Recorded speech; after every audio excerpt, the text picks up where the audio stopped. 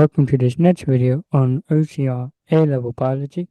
We're still on Module 2.3, Nucleic Acids, and this is the second video in this module, which is all about DNA replication. Now, I thought I might start off a little bit talking about about the three theories for how DNA replicates. So, in the 1950s, there have been three distinct theories of how DNA replicates. Scientists knew that DNA was, in the 1950s, scientists knew that DNA had the ability to replicate itself by itself, but did not know how the molecule made copies of itself. And there were three theories as to how, there, there were three theories into how that explained how DNA replicate. The first one is conservative. And in conservative replication, the original molecule is used as a template and a new molecule is made.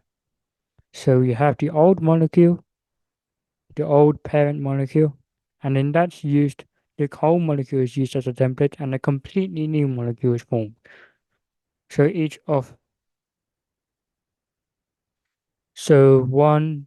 basically what they were trying to say here is one daughter cell contained the original molecule and another daughter cell contained um, the um, the brand new molecule. That's basically what they're saying. In dispersive replication, the original molecule breaks up and is put back together again in both the daughter cells. So each daughter cell is made up of one new molecule of DNA. That's dispersive replication. Semi-conservative replication, which is the last one, is when each new daughter cell contains each new daughter DNA molecule. After DNA replication, each new DNA molecule contains one old original strand from the parent molecule and one new strand. In 1958, two scientists, Michelson and Stahl, carried out an experiment to prove two of these theories wrong and one of these correct. So they proved conservative was wrong, dispersive was wrong, but they proved that this was correct. How? Well, I'm just going to explain. I'm not going to write anything. If you want more information, go to page 89 of the textbook. So they grew bacteria, which is E. coli to be more specific, for 14 generations in a medium containing the heavy isotope of nitrogen 15N. This contains an extra neutron in every atomic nucleus. After 14 generations, most of the DNA in bacteria would be heavy as it contains 15N. 15 the 15 isotope 15 of nitrogen. They then transferred some of these bacteria into a medium containing the normal 14N isotope.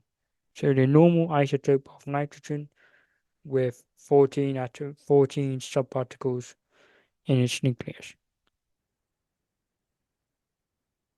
And then they left them for long enough to undergo one replication.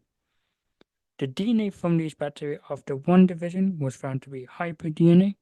This showed that DNA does not replicate conservatively, hence disproving the first theory, that DNA replicates conservative. They proved that DNA is not replicated in a conservative manner, as that would have produced two bands of DNA, one heavy and one light. They got the bands of DNA through centrifuging. They The bacteria were then allowed to divide once more, and their DNA was extracted and centrifuged. This produced two bands of DNA, one hybrid and one light.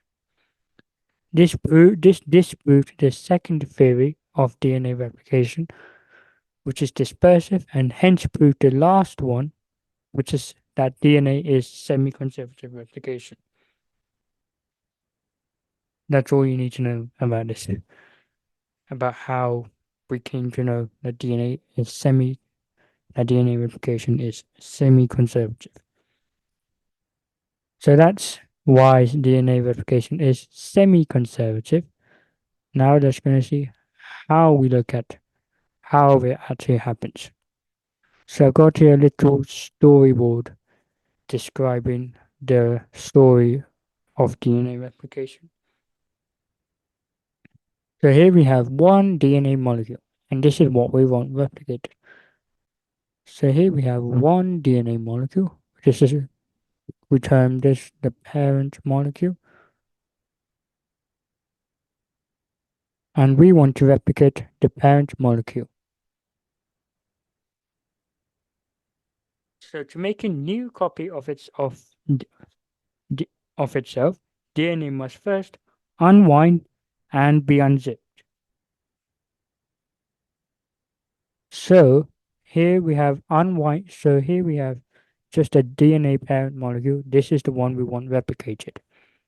So here, first of all, DNA unwinds.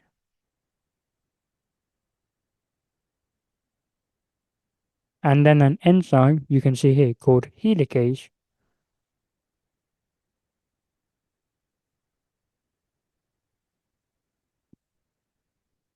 here the enzyme helicase binds to the DNA, binds and unzips DNA.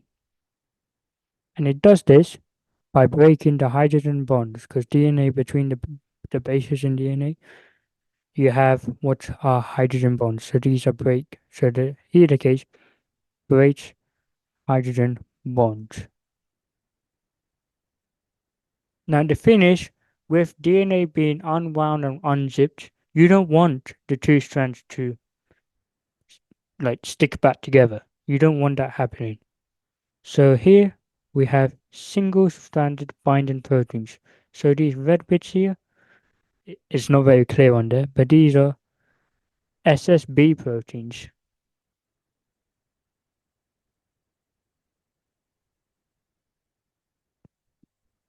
So SSB proteins, which stand for single-stranded binding proteins. So SSB proteins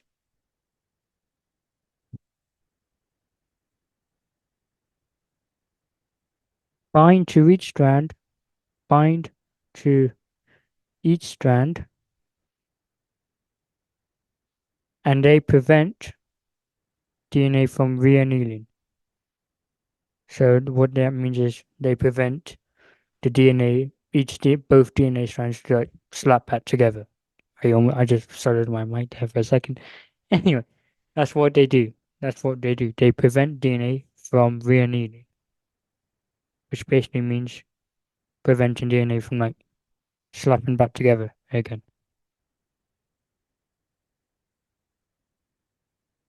From reannealing. And then here we have the enzyme DNA. This section here, where we're going to be doing our replication, is now called the replication fork. So the replication fork is formed by helicase unzipping by breaking those hydrogen bonds between the two strands of DNA, and the SSB proteins then bind to each strand and prevent the DNA from reannealing. And that's how the replication fork, which is where the actual building of the new strands of DNA are going to be formed. So that's called the replication fork. Okay, in comes another enzyme called DNA polymerase. Now there are, I think, three types of DNA, There are many different types of DNA polymerase, which you learn about during university. Here we're just focusing on one specific type. Okay, we're not focusing on any specific type. This is a specific type of DNA polymerase, but you don't need to know the name of that the specific name of the DNA polymerase type. You just need to know it's DNA polymerase that's doing the building of the new strand. So DNA polymerase starts building a new strand. So it builds new strand. Now here's the thing. Remember in the last video when we said that DNA is made up of two strands and the fact that they are anti-parallel. What we mean by anti-parallel is means that they run in opposite directions. So we discussed in the last video that DNA that each strand of DNA runs in opposite directions. So here the left one is running, well, if we're looking at the direction of the replication fork, which is this way, this one is running 3' to 5'.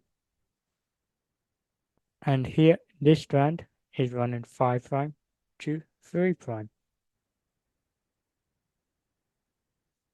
Now, so here DNA is unwinding thanks to helicase, and DNA polymerase starts building the new strand of DNA.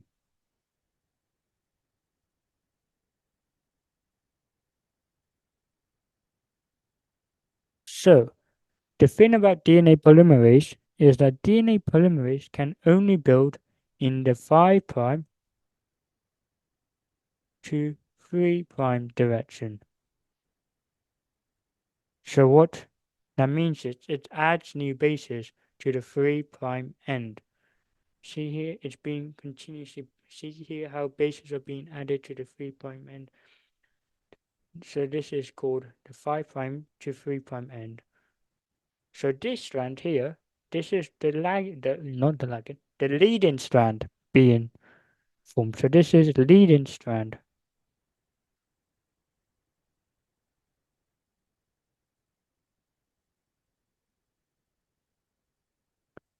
So the strand being formed here is the leading strand because this strand is synthesized continuously.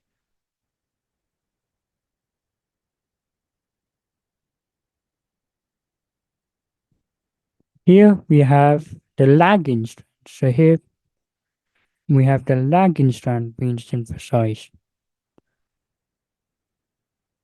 And because of that, because DNA polymerase can only build in the 5' to 3' direction, it has to keep racing up to where this unwinding is happening and unzipping. Which means that new different fragments have DNA. The lagging strand. What I'm trying to say here is the lagging strand is made in fragments, discontinuous fragments, which are then joined together by another enzyme. So here we produce something called Okazaki fragments are being produced.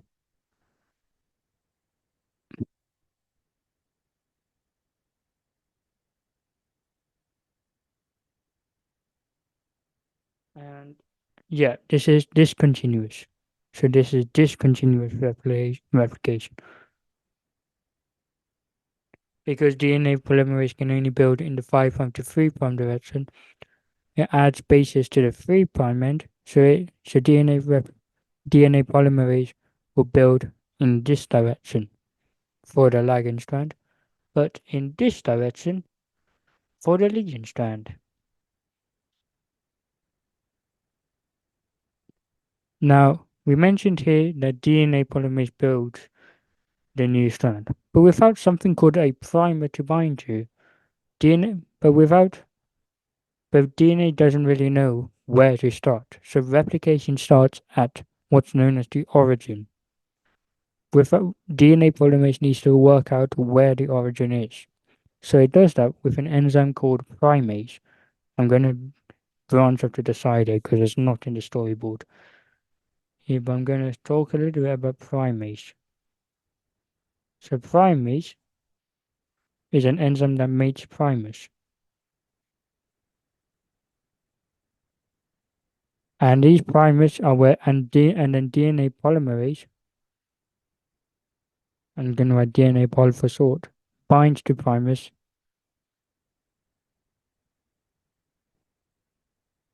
to start synthesis.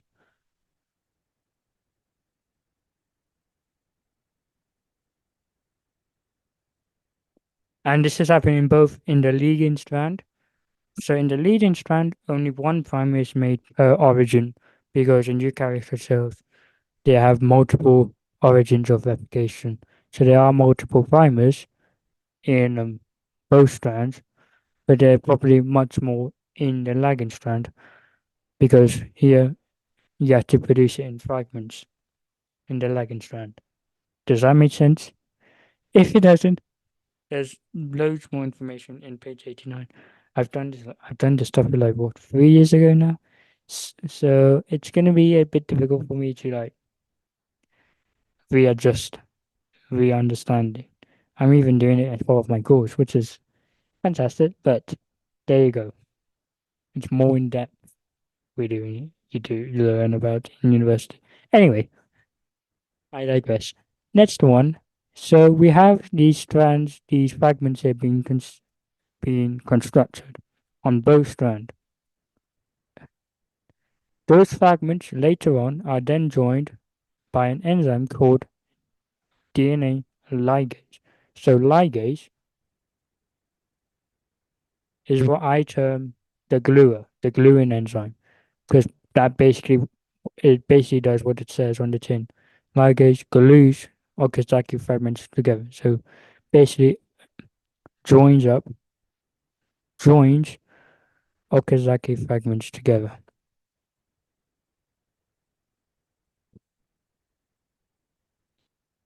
And I also need to mention that the enzyme, there is one final enzyme involved in this, and that is the enzyme exonuclease. This is just a bit of extra info, so I'm going to write it to the side. And this has a simple job of just removing primers. Remove primers. So the primers here, because it has to remove the primers here, because the primers are actually made out of RNA. And then DNA all fills in gaps.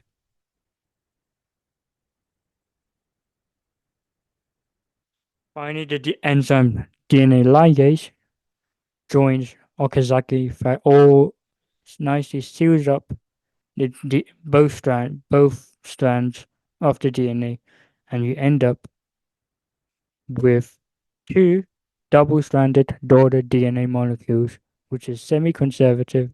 Each daughter molecule has one old strand and one new strand. So we can see here that here we have replication forks, which is this section here. This is the replication fork. This is a replication fork. Replication is happening in that way. And then here, these sections here, these are the replication bubbles. And here we can see that why it's called semi-conservative, because this is the orange strand, the full orange strand here is the parent molecule, and you can see here that each daughter molecule has one old orange strand and one new blue strand.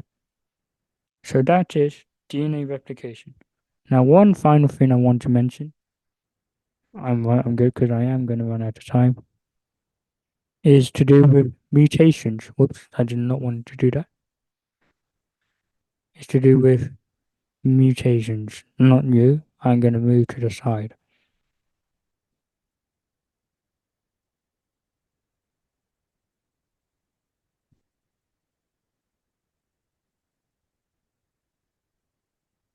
The mutations. So during DNA replication, errors may occur and the wrong nucleotide may be inserted. And apparently this can change the genetic code. And is an example of a point mutation. You learn with I've covered this already in my year. Where you'll learn more about point mutations in your second year in module 6.1, which is cellular control.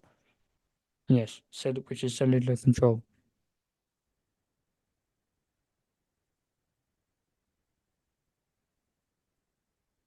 And if an incorrect nucleotide is placed and it has no effect on the gene, on like the protein, then it's a silent mutation. But and they are neutral in effect. Some mutations are neutral in effect. Some can be beneficial. Some mutations can be beneficial. I don't know why I wrote it. I'm not supposed to write it. Some mutations can be beneficial, but some can be harmful to the organism. So most of the time, you want DNA to stay the same. So you want DNA polymerase to not make errors. And it, and there are some DNA polymerases which have a high fi- fidelity of replication, which means they rarely make mistakes. Fidelity means how often does DNA polymerase make mistakes during the synthesis of new DNA. You learn more about fidelity in, I think I'm pronouncing it right, fidelity in university level. So you don't need to know anything about that, but just to inform you. Okay, so that's for this episode here, for this video of DNA replication. In the next video is the last video on module 2.3 on this module, which is looking at protein synthesis. So in the next video, we have the last section of module 2.3, which is about protein synthesis. After that, we'll then move on to topic 2.4, which is about enzymes. Thank you very much for watching. Hope this was useful, and we'll see you in the next video. Goodbye.